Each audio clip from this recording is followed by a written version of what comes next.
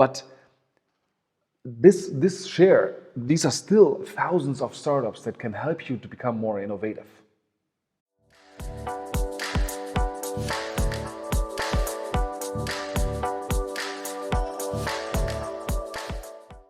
So if you think startups are a bunch of hippies, you probably have to review your image of startups, because the best startups have experienced founders, they have interdisciplinary teams, they're massively funded, they have a good understanding of a certain function or market or industry and have a pain point identified, and they have a strong drive to market to solve this, are very decisive. And when I refer to those startups, this is of course the smaller share. I mean, we're talking about 0.1% of the startups.